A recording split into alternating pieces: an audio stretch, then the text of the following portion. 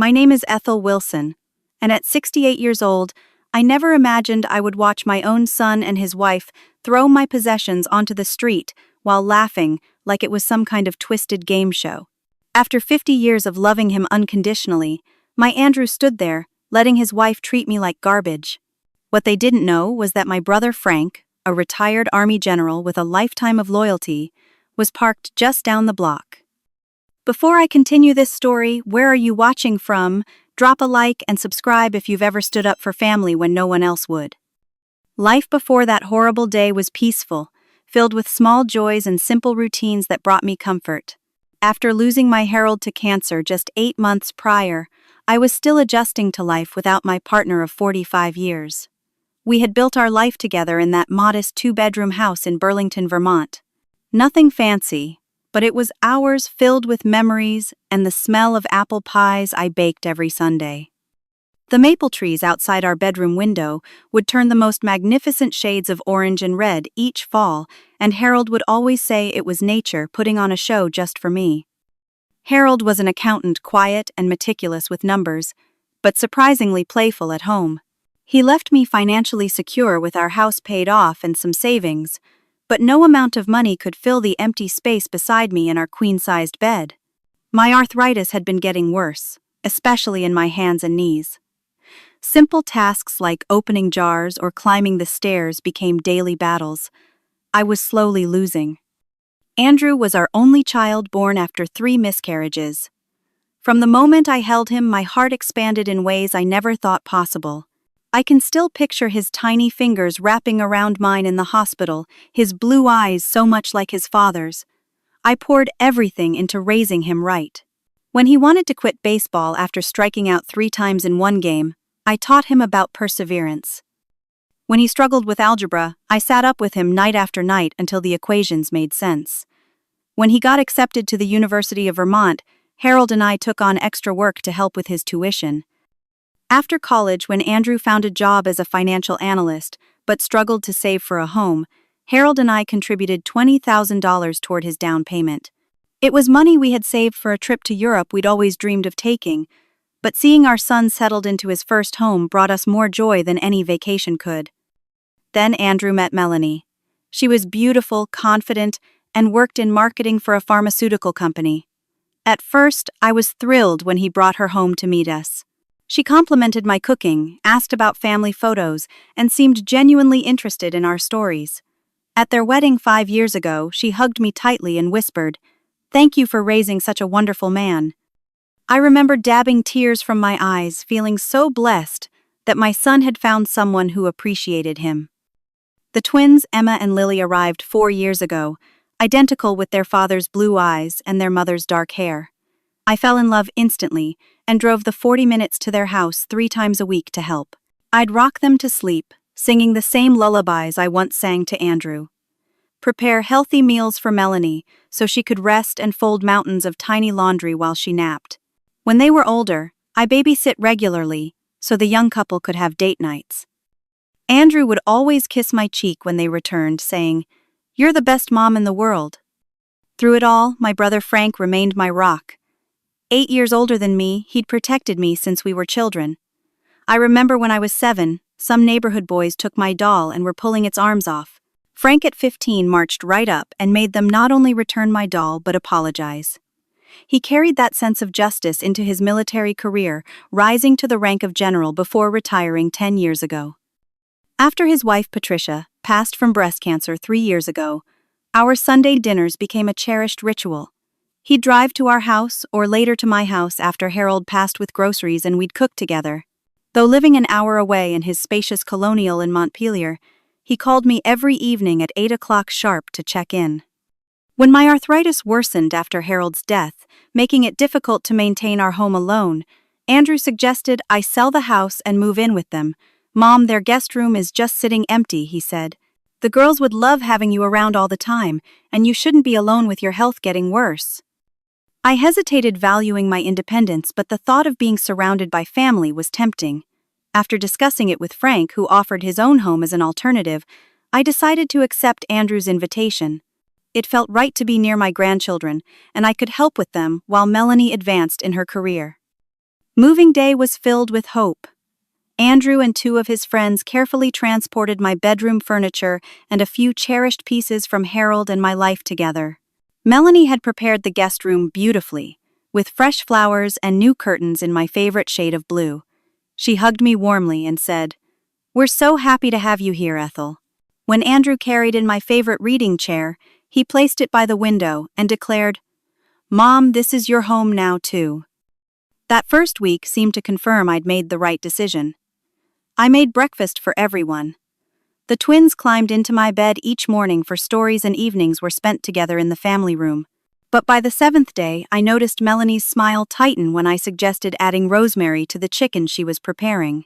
At dinner that night, Andrew became unusually quiet when I mentioned repainting the faded garden furniture in the spring. It was subtle like a cloud, briefly blocking the sun, but enough to plant a seed of unease in my heart. 2 months into living with Andrew and Melanie, the atmosphere in the house began to shift in ways that were difficult to pinpoint at first. The warm welcome I'd received started to cool degree by degree, like Vermont's transition from fall to winter. It began with small criticisms from Melanie about my habits. "Ethel, that's not how we load the dishwasher," she would say, rearranging the plates I'd just placed inside. "The glasses go on the top rack always." Or she would comment on my morning routine, "Do you really need to run the water that long when you brush your teeth? Our water bill was higher last month." When I took 20 minutes in the bathroom one morning, she knocked sharply and called through the door. "Some of us have actual jobs to get to, you know." Andrew's behavior changed too. He started avoiding eye contact during our conversations, checking his phone whenever we were alone together. He began leaving for work earlier and coming home later. When I asked about his day, his responses became shorter, less detailed. "Fine, Mom. Just busy. The son who once shared everything with me was building walls between us." One evening, I was heading downstairs for a glass of water when I overheard Melanie's voice from their partially open bedroom door. "I can't take your mother's constant presence, Andrew. She's everywhere all the time. I feel like I can't breathe in my own home." I froze on the stairs, heart pounding, waiting for my son to defend me. Instead, I heard him sigh and say, "I know, babe. I'll talk to her." Determined to make things work, I began restructuring my days to be less visible. I started taking longer walks around the neighborhood in the mornings, despite the pain in my knees. I found new ways to be helpful without being intrusive, doing laundry while they were at work, preparing meals that could be reheated later, keeping the house spotless. I volunteered to watch the twins whenever Melanie had appointments or wanted time to herself, hoping my usefulness would outweigh whatever irritation my presence caused. Emma and Lily remained my joy. At 4 years old, they were bundles of curiosity and energy. They still delighted in our special time together, especially the bedtime stories where I used different voices for each character, and the Saturday morning pancakes I shaped like animals. Emma loved elephants, so I'd make her pancakes with a long trunk and big ears, while Lily preferred butterflies with wings dusted in powdered sugar. But even my relationship with my granddaughters became a source of tension. "You're spoiling them." Melanie snapped one afternoon when I brought home 2 small stuffed animals I'd seen in the store.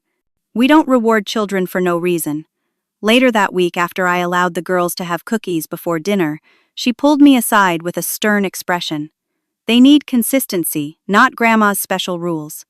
It makes it harder for us after you've undermined our parenting." The incidents began to multiply. One Friday evening during a rare dinner when all of us were together, I was showing the twins a photo of their grandfather that I kept in a silver frame. "Your Grandpa Harold would have loved you two so much," I told them, smiling at the memory of my late husband. Melanie reached across the table for the salt and accidentally knocked over her glass of red wine. The liquid poured directly onto the photo, seeping into the frame and staining Harold's smiling face.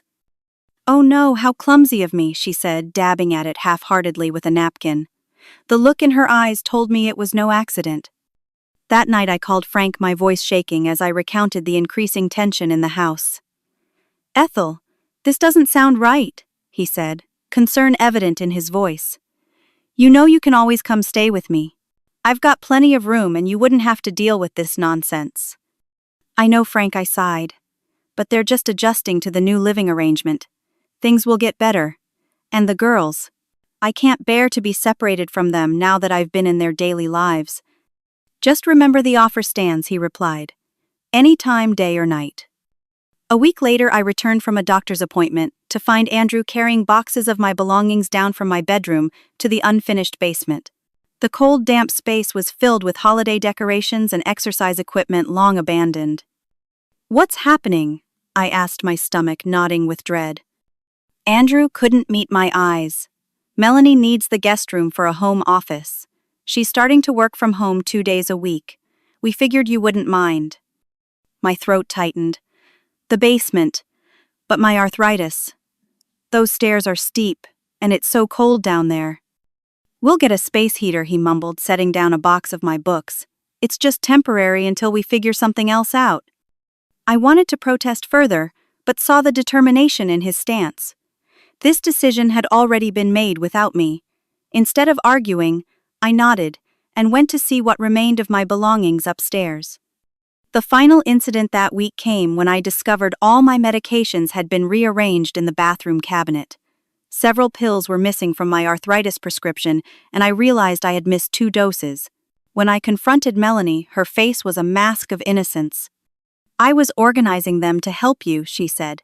You're getting older, and I thought a better system would prevent confusion. The way she emphasized older made me feel like I was being classified as senile. I knew what she was doing, but without Andrew's support, I felt powerless to confront the situation more directly. As I looked at her perfectly composed face, I wondered how things had gone so wrong so quickly, and what else might be coming. 6 months into the living arrangement, any pretense of welcome had vanished entirely.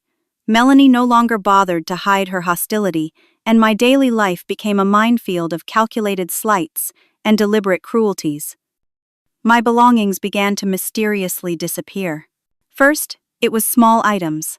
I could almost believe I'd misplaced myself. My favorite bookmark, a ceramic mug, Harold had given me for our 30th anniversary, a scarf my mother had knitted before she passed. Then larger items vanished. A framed watercolor painting from our vacation in Maine, a quilt I'd spent months making for our bed, my collection of classic novels with my notes in the margins. When I would ask about these items, Melanie would shrug with exaggerated patience. You probably forgot where you put them, Ethel. Memory issues are common at your age. When I persisted, she suggested I was giving these objects too much importance and should let go of material things. The kitchen, once my domain where I could contribute to the household, became a battleground. I would buy groceries to prepare family meals, only to find them thrown away the next day. Those tomatoes looked moldy. Melanie would say, though, they had been perfectly firm and red when I selected them. Or, we're trying to cut down on carbs after discarding the fresh bread I'd purchased. When I did manage to cook, the criticisms were constant. This is too salty, or the chicken is dry, or simply, the girls won't eat this. More than once, I watched as she scraped food I'd prepared directly into the trash without even tasting it. Andrew's behavior was perhaps more painful than Melanie's outright hostility. When I tried to discuss my concerns with him, he became dismissive, avoiding the conversation entirely. You're imagining things, Mom, he would say, not looking up from his phone. Melanie is just stressed with the kids and her job. Try not to take everything so personally. When I showed him a cherished photo album that had been soaked with water pages stuck together and images blurred beyond recognition, he sighed heavily. Accidents happen. I'm sure no one did it on purpose. The emotional distance from my son cut deeper than any of Melanie's actions. The little boy who had once climbed into my lap for comfort after falling off his bike now couldn't spare 5 minutes to listen to my concerns. The teenager who had confided his dreams and fears now treated me like an unwelcome stranger. The man whose education and first home I had helped secure now couldn't meet my eyes when his wife mistreated me. Even my relationship with Emma and Lily was affected. Melanie began telling them that Grandma needs her rest whenever they tried to spend time with me. Don't bother Grandma now, she would say, ushering them away from my basement room. Grandma's not feeling well today. Soon, the girls began to look uncertain when approaching me, as if they'd been told something about me that made them hesitant. The stress took a toll on my health. My arthritis flared up severely, making it difficult to navigate the steep basement stairs. There were days when the pain was so intense that I couldn't make it up to the main floor at all, leaving me isolated in the cold, damp space that had become my room. I began to lose weight, my clothes hanging loosely on my frame. Sleep became elusive, and dark circles appeared under my eyes. Frank remained my lifeline during this time. Our daily phone calls became the bright spot in my increasingly dark days. I tried to downplay the situation, not wanting him to worry, but my brother knew me too well. "Ethel, you don't sound right," he said one evening, after I winced audibly while shifting in my uncomfortable basement cot. "What's really going on there?" "It's nothing," I insisted. "Just my arthritis acting up a bit." "This isn't right," Frank continued, his military directness cutting through my evasions. "I'm coming to visit this weekend. I want to see this set up for myself." The thought of Frank witnessing my humiliation made me panic slightly. "No, please," I urged. "I don't want to come between Andrew and his wife. Family peace is important." "You are family too," Frank reminded me firmly. "And peace isn't worth your dignity." I managed to dissuade him from visiting, promising to consider his standing offer more seriously. But deep down, I still clung to the hope that things would improve, that my son would remember the love that had always flowed between us. A particularly painful incident occurred when Melanie organized a Sunday dinner and invited her own parents, Edward and Catherine. I spent the afternoon helping prepare the meal despite Melanie's constant criticisms of my cooking techniques. When it came time to eat, I discovered that Melanie had forgotten to set a place for me at the table. There were exactly 5 place settings for Andrew, Melanie, the twins, and Melanie's parents. "Oh, I didn't think you'd want to join us," Melanie said, with false concern when I pointed out the oversight. "You've been so tired lately. I thought you'd prefer to eat in your room." The look exchanged between Melanie and her mother spoke volumes, Melanie's smirk of triumph, Catherine's approving nod. I quietly prepared a plate and retreated to the basement, the sounds of laughter and conversation from above, a painful reminder of my exclusion. The final straw came when I discovered one of my most cherished possessions, a delicate porcelain vase that had belonged to my mother, shattered on the basement floor. Near it lay Harold's pocket watch, its face cracked, the hands frozen at 3:22, the time of his death. These weren't items that could have fallen, they had been kept wrapped in soft cloth inside a box. That night, while searching for a broom to clean up the broken pieces of my past, I came across a brochure tucked inside a kitchen drawer. Sunny Pines Nursing Home, the glossy cover proclaimed, showing smiling elderly people engaged in group activities. Inside, I found notes in Melanie's handwriting, cost calculations, distance from their home 45 miles away, and most telling, the words, "minimum visiting requirements," circled in red pen. With shaking hands, I took the brochure to my basement room and sat on the edge of the cot, staring at the manufactured happiness on the cover and feeling the last shreds of hope slip away. The week following my discovery of the nursing home brochure was filled with a tension so thick it felt like another presence in the house. I carried the knowledge like a stone in my chest, unsure how to confront what was clearly being planned behind my back. On Wednesday morning, I finally gathered my courage. Andrew was home working remotely, and Melanie was in the kitchen preparing lunch.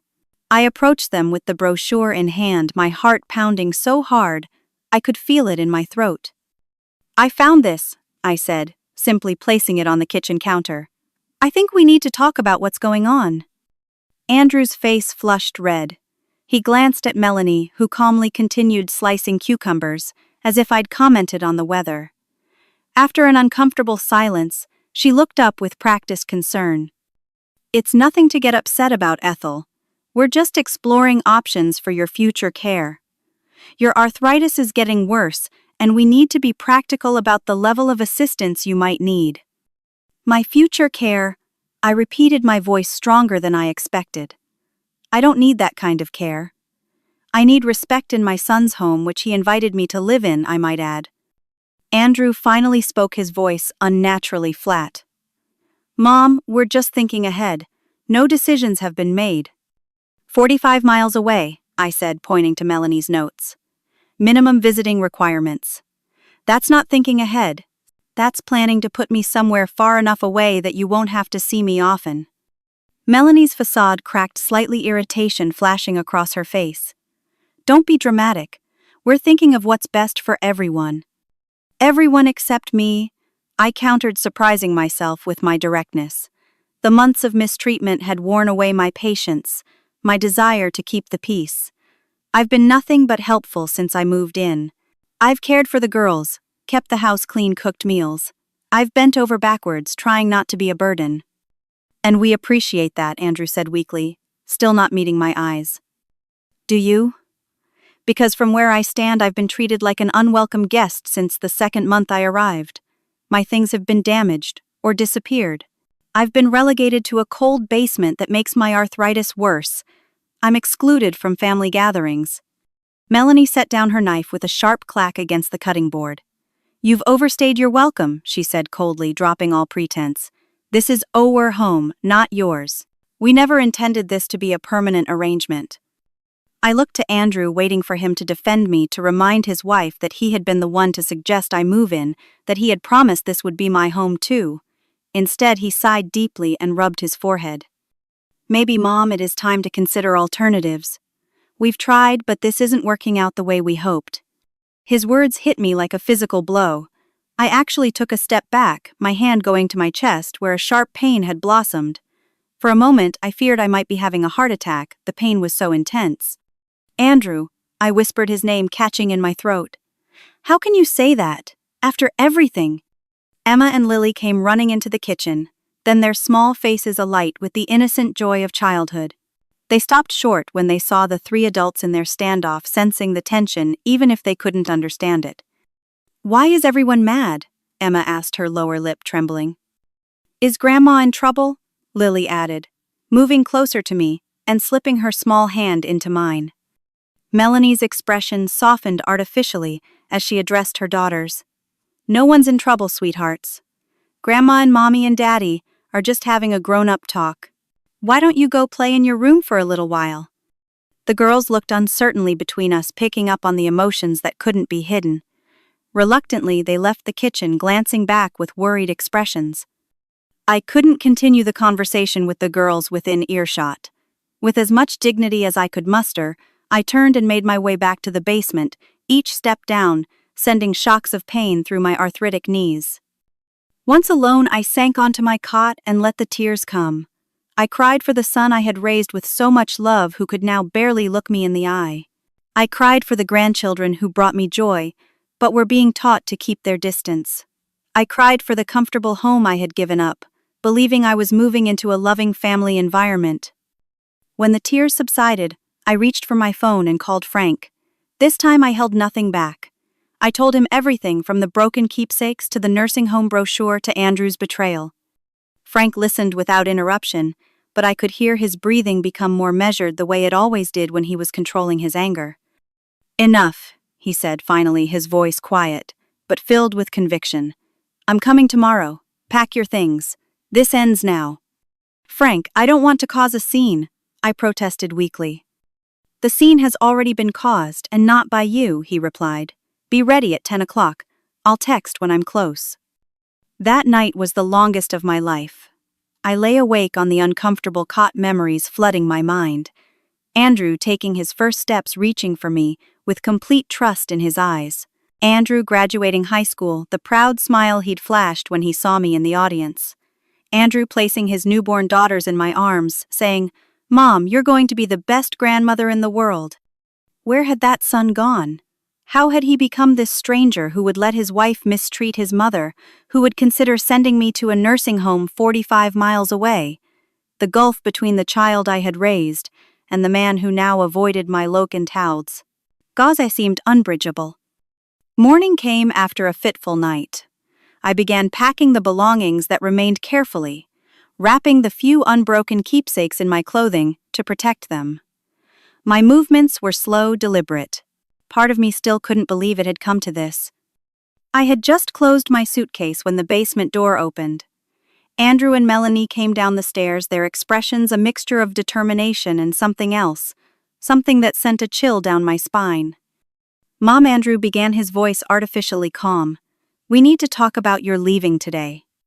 Before I could respond, Melanie stepped forward and grabbed the handle of my suitcase.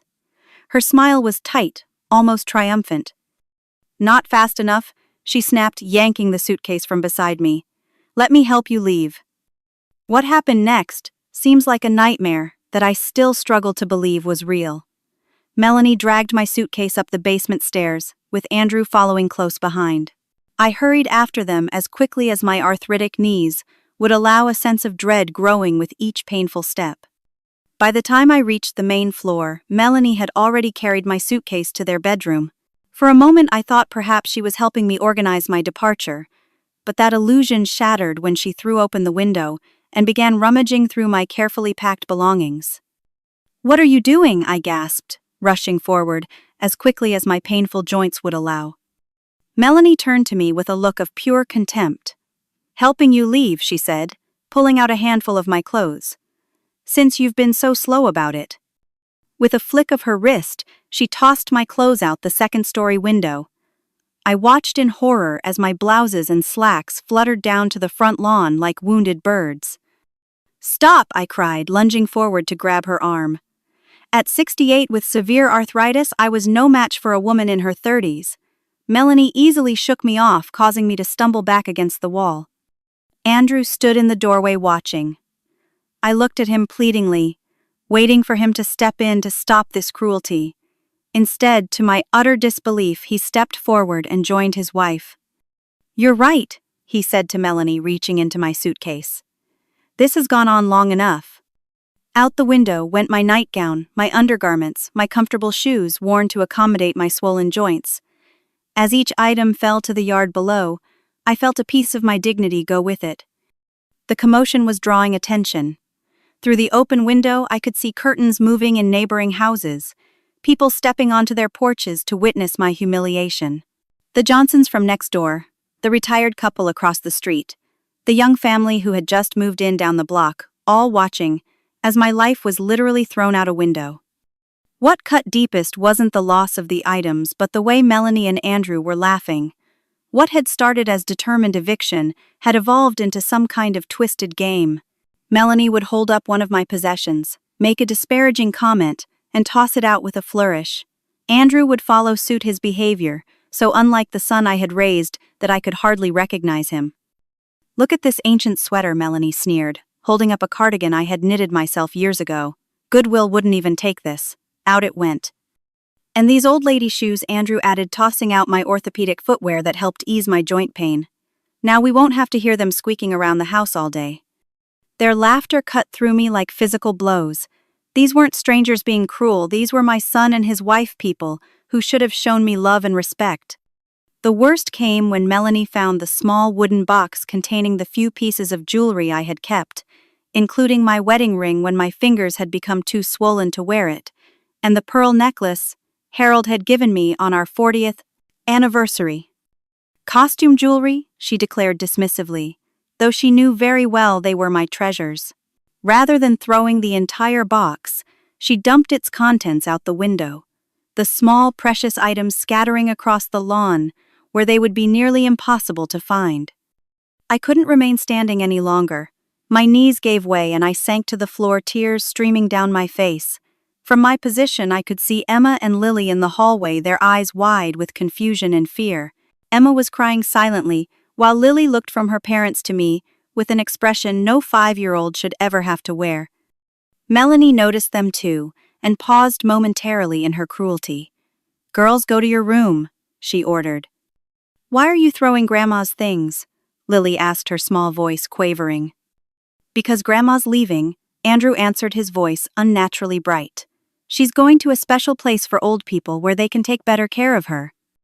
"I don't want Grandma to leave," Emma protested, tears streaming down her face. "Go to your room now," Melanie snapped with such ferocity that both girls flinched before running off.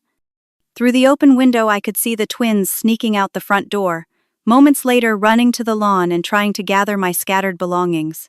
The sight of those small hands picking up my clothes, trying to fold them neatly, despite their tears, broke something essential inside me. "Your place is in a nursing home," Melanie screamed suddenly, turning her fury back to me. She grabbed my photo albums, the last visual records of my life with Harold, and threw them out with such force that one burst open, pages scattering in the breeze. "You're just a burden we never asked for." Andrew, perhaps seeing the devastation on my face, seemed to falter momentarily, but instead of coming to his senses, he doubled down. "Mom, we can't take care of you anymore," he said, his voice cold. "We have our own lives." When my suitcase was empty, Melanie wasn't satisfied. She began moving through the house, collecting anything that belonged to me that remained: a book I'd left on the coffee table, a shawl hanging by the door, my reading glasses on the kitchen counter. All of it joined the growing pile of my life on the front lawn. Finally, Melanie and Andrew each took one of my arms. I was too physically and emotionally exhausted to resist as they guided me down the stairs and toward the front door. Guided is a generous description. It was closer to being shoved. "You can call someone to pick you up," Andrew said as they pushed me outside my legs, nearly buckling beneath me. "Just not from our phone," Melanie added with a smirk, closing the door firmly behind me. I heard the decisive click of the lock sliding into place. And there I stood, 68 years old, surrounded by my scattered possessions on the front lawn of my son's house. Neighbors watched from a distance, some with phones recording the incident, others whispering behind their hands. The twins were still there, trying valiantly to collect my things, their small faces streaked with tears.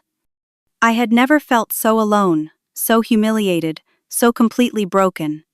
I sank down onto the grass, my arthritic knees screaming in protest, and allowed myself to weep openly, beyond caring who witnessed my despair. Just as I thought the situation couldn't possibly get worse, a sleek black SUV pulled up to the curb with military precision. For a moment, I didn't recognize it, my vision blurred by tears and my mind clouded by humiliation. Then the driver's door opened, and Frank stepped out, his tall frame straight as a ramrod despite his 76 years.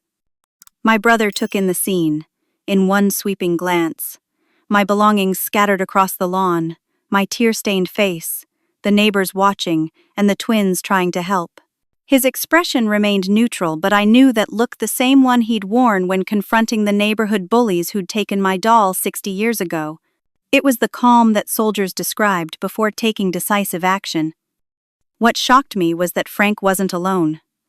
3 other men exited the vehicle, all in their 60s or 70s, all carrying themselves with the unmistakable bearing of military men. "Ethel," Frank said, crossing the lawn to help me to my feet. His voice was gentle, a stark contrast to his rigid posture. "I got your text about being thrown out. We came as soon as we could." I hadn't sent any text, barely having had time to process what was happening, let alone communicate it, but Frank's pointed look told me to play along. "These are some friends of mine," he continued, indicating the 3 stern-faced men who had positioned themselves strategically around the lawn. "Colonel James Thompson, retired JAG Corps," he said, nodding toward a tall black man with salt and pepper hair and penetrating eyes. "Master Sergeant Bill Rodriguez," he continued, indicating a stocky Hispanic man whose muscled forearms suggested he hadn't let retirement soften him. "And Major Dr. Samuel Washington," he finished as a distinguished-looking man with kind eyes and steady hands approached us. "Let's get you comfortable, ma'am," Dr. Washington said, guiding me to a garden bench at the edge of the lawn. He produced a small medical kit from his pocket and began checking my pulse and blood pressure with quiet efficiency. Frank, James, and Bill approached the house with synchronized steps that spoke of decades of working together. Frank rang the doorbell, then knocked firmly when there was no immediate answer. Through the front windows, I could see Andrew peering out. His face drained of color when he recognized his uncle accompanied by 2 imposing strangers. After a moment of visible hesitation, he opened the door, Melanie hovering nervously behind him. "Uncle Frank," Andrew began weakly. "This isn't a good time." Frank's voice carried clearly across the lawn, measured and controlled. "I believe it's exactly the right time, Andrew. We need to discuss what's happened here today." Andrew stepped onto the porch, pulling the door nearly closed behind him, as if to shield Melanie, or perhaps himself, from what was coming. "This is between Mom and us. It's a family matter." "I am family," Frank replied evenly. "And what you've done here goes beyond family matters. It's elder abuse, plain and simple." Colonel Thompson stepped forward, his deep voice carrying the weight of legal authority. "I spent 30 years in the Judge Advocate General's Corps, son. What you and your wife have done constitutes elder abuse, illegal eviction, destruction of property, and potentially assault. I could list the specific statutes you violated and their penalties, but I think the summary is sufficient. You're in serious legal trouble. Andrew's face paled further. We didn't assault anyone. Mom was she needed more care than we could provide. Master Sergeant Rodriguez chuckled without humor. Is that why her belongings are all over the lawn? Because you're concerned about her care? I've seen more dignified prisoner transfers in war zones. Melanie appeared in the doorway. Then her earlier confidence replaced by uncertainty as she surveyed the gathering crowd and the three imposing men on her porch. I'm calling the police, she declared, holding up her phone. You can't intimidate us like this. Rodriguez smiled a smile that didn't reach his eyes. Please do. I have 3 former police chiefs on speed dial who'd love to hear about this. Not to mention the fact that at least 4 of your neighbors have recorded the entire incident. He gestured to the surrounding houses where several people were indeed holding up phones. As this confrontation unfolded, something remarkable was happening around me. Neighbors who had been watching from a distance began to approach, bringing chairs, glasses of water, even blankets, though the day wasn't cold. Mrs. Johnson from next door sat beside me, her hand covering mine in silent support. We saw everything, Ethel, she said quietly. We should have stepped in sooner, and I'm sorry we didn't. Mr. Peterson, the retired high school principal from across the street, approached Dr. Washington. I have everything on video, he said, holding up his phone. Started recording when I heard the shouting. Got a clear shot of them throwing her things out and pushing her. Meanwhile, the twins had been quietly collecting my scattered belongings, folding clothes, with clumsy but loving care retrieving photos that had blown across the yard. Emma approached me holding my wedding ring and the pearl necklace that had been among the jewelry scattered on the lawn. I found your special things, Grandma, she said, her small face serious, as she placed them carefully in my palm. Dr. Washington finished his examination and moved to join Frank and the others on the porch. Your mother has elevated blood pressure and signs of physical stress, he informed Andrew, in a professional tone that nonetheless carried an edge of accusation. Throwing a woman of her age with severe arthritis out of her home with no provision for her care or shelter could have serious health consequences. Frank, who had been allowing his friends to speak, finally stepped forward, standing tall directly in front of his nephew. Andrew, I've known you since the day you were born. I held you when you were no bigger than a loaf of bread. I taught you to fish and to change a tire. I thought I taught you about loyalty and respect, too, especially for the woman who sacrificed everything to raise you right. Clearly, I failed in that lesson. Andrew seemed to shrink under his uncle's gaze. Uncle Frank, you don't understand. It's been difficult having her here. Difficult, Frank repeated the single word filled with more disappointment than a lengthy lecture. Was it difficult when your mother stayed up all night when you had pneumonia at age 8? Was it difficult when she worked 2 jobs to help pay for your college? Was it difficult when she gave up her savings for the down payment on this very house? He let the questions hang in the air before delivering his ultimatum. You have exactly 1 hour to return all of your mother's possessions in the condition they were in before this disgrace or face consequences you cannot imagine. The authority in Frank's voice, backed by the presence of his friends and the gathering neighbors, left no room for argument. Andrew nodded mutely, and Melanie disappeared back into the house without another word. The next hour passed, in a blur of activity. Under the watchful eyes of Frank and his friends, Andrew carried box after box from the house, his face a mask of shame. Melanie worked alongside him, her earlier bravado completely evaporated. They brought out furniture I had forgotten. Was mine, my reading chair, a small bookcase, a cedar chest that had belonged to my grandmother. Neighbors continued to gather some helping to organize my belongings, others providing silent support simply by their presence. The Johnsons brought folding chairs and a small table, creating an impromptu rest area on their lawn where Dr. Washington could continue monitoring my blood pressure. When the last of my possessions had been retrieved, including items I'd thought long lost or destroyed, Andrew approached me hesitantly. Mom, we didn't mean for things to go this far. If you want to come back inside, we can talk about a better arrangement. I looked at my son, truly looked at him, seeing both the man he had become and the boy I had raised. A part of me wanted to accept to try once more to rebuild the bridge between us. But I knew that bridge had been burned beyond repair, at least for now. "No, Andrew," I said quietly but firmly. "I won't stay where I'm not wanted." "Where will you go?" he asked, genuine concern finally showing in his features. Frank stepped forward. "That's been taken care of," he said. "I didn't come unprepared." He explained that he had spent the past month since our last conversation preparing for this possibility.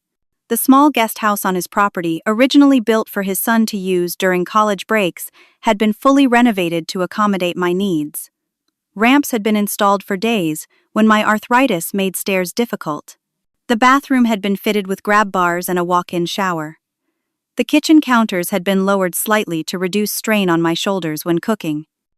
"It was going to be a surprise for your birthday next month," Frank told me, "but it's ready now." My belongings were carefully loaded into Frank's SUV and his friends' vehicles. Nothing would be left behind. Nothing would remain to be used as leverage for future manipulation. Before leaving, I found myself face to face with my son one last time. Despite everything, he was still my child, the baby I had carried beneath my heart for 9 months. The silence between us was heavy with unspoken words, disappointment, regret, betrayal, and somewhere underneath it all, love. "I'm not angry, Andrew," I finally said, surprising myself with the truth of it. "I'm disappointed and heartbroken, but not angry. What happened here today, and in the months before, doesn't erase the 45 years I loved you. It doesn't erase the good memories or the bond between us. I hope someday you'll remember the values your father and I taught you, and we can find our way back to each other." He couldn't meet my eyes, but I saw the tears threatening to spill onto his cheeks. "I'm sorry, Mom," he whispered the words, seeming inadequate even to his own ears. "I know," I replied simply. "I hope one day you'll understand exactly what you're sorry for." Saying goodbye to Emma and Lily was far more difficult. They clung to me, not understanding why Grandma was leaving or why their parents had thrown my things outside. "Will we ever see you again?" Emma asked, her voice small and frightened. I knelt down, ignoring the protest from my knees to look them in the eyes. "Of course you will, my darlings. I promise I will always be there for you no matter what. And you can visit me at Uncle Frank's house anytime. We'll have a special room just for you two," Frank added, his gruff voice softening as he addressed his great nieces, "with books and toys and space for sleepovers." Lily wrapped her arms around my neck. "I love you, Grandma," she whispered. "I love you too, my sweet girls," I replied, holding them close one last time before reluctantly letting go. The drive to Frank's home was silent for the first 20 minutes. I watched through the window as the familiar neighborhood receded, along with the life I had tried to build there. My emotions were a tangled mess, grief for what I had lost, relief to be free from the constant criticism and cruelty, uncertainty about what lay ahead. "You doing okay?" Frank asked finally, his eyes remaining on the road. "I don't know," I answered honestly. "I feel like I've failed somehow." "The only failure today was Andrew's," my brother replied firmly. "Not yours, never yours." When we arrived at Frank's colonial home in Montpelier, I was surprised to find several cars already parked in the driveway. Frank smiled at my questioning look. "I made a few calls while we were loading up," he explained. Inside, a small gathering awaited Frank's longtime neighbors, members of his veterans group friends I had met during previous visits. They had prepared a simple welcome meal, set up my bedroom, and brought small housewarming gifts for my new beginning. Clara, Frank's neighbor of 20 years, hugged me warmly. "We're so glad you're here, Ethel," she said. "Frank has been talking about you moving in for months. He's been so excited to have his sister close by." That first evening in my new home was a revelation. After months of walking on eggshells, of being made to feel unwelcome and burdensome, I was suddenly surrounded by people who seemed genuinely happy to have me there. No one criticized how I held my fork or sighed when I spoke. No one rolled their eyes when I shared a memory or suggested I was confusing details. The guest house was perfect, a small, self-contained unit with everything I needed connected to the main house by a covered walkway. I could have my independence, while knowing help was just steps away if my arthritis flared badly. "This isn't charity," Frank said firmly that night, as he helped me unpack. "This is family. This is what we do." The adjustment wasn't always easy. There were nights I cried myself to sleep missing, the twins desperately wondering where I had gone wrong with Andrew. There were days the pain of rejection felt as physical as my arthritis. But slowly, step by step, I began to heal. 6 months after that terrible day, Andrew came to visit alone. He sat awkwardly in my small living room, turning his coffee cup in circles as he struggled to find words. "Melanie and I are separating," he finally said. "Things haven't been good for a while, even before what happened with you." I listened as he poured out his story, how the marriage had been struggling for years, how Melanie's resentment of my presence had been a convenient distraction from their deeper problems, how he had allowed himself to be manipulated, because it was easier than facing the truth of his failing relationship. "I'm not making excuses," he said. What I allowed to happen to you was unforgivable. I don't expect you to forgive me. I just wanted you to know that I understand now what I did, and I'll regret it for the rest of my life." It wasn't an instant reconciliation. Trust once broken doesn't mend overnight. But it was a beginning, a small shoot of possibility emerging from what I had thought was salted earth. As the months passed, my new life took shape. I began volunteering at the local library, reading to children during story hour. My health improved with less stress, and Frank's insistence that I see specialists for my arthritis. I made friends in the community, women my age who shared similar experiences and interests. The twins visited regularly, first with Andrew during his allocated custody days, then sometimes staying for weekends in the special room Frank had prepared for them. They flourished in the peaceful atmosphere, away from the tension of their parents' broken marriage. One year after moving in with Frank, I sat on the porch of the guest house, watching the Vermont fall paint the trees in brilliant colors. I had just waved goodbye to the twins after their weekend visit, my heart full with the stories they'd shared, the cookies we'd baked, the books we'd read together. Frank joined me, settling into the rocking chair beside mine. "Penny, for your thoughts," he said, passing me a cup of tea. "I was just thinking about family," I replied. "How it's not always what we expect or plan for." He nodded, understanding without needing more explanation. "You know, I spent so many years defining myself as Andrew's mother," I continued. "When that relationship fractured, I thought I'd lost my identity. But I'm more than just a mother or a grandmother. I'm a sister, a friend, a volunteer, a reader, a baker. I'm Ethel Wilson, whole and complete in myself." Frank smiled, reaching over to squeeze my hand. "You always were." The healing wasn't perfect or complete. There were still difficult days, still moments when the memory of standing on that lawn surrounded by my scattered possessions would bring tears to my eyes. But those moments became less frequent, less overwhelming. What I learned through that painful experience was that true family is defined by actions, not just blood. It's shown in respect and kindness, in standing up for one another, in recognizing each other's inherent value.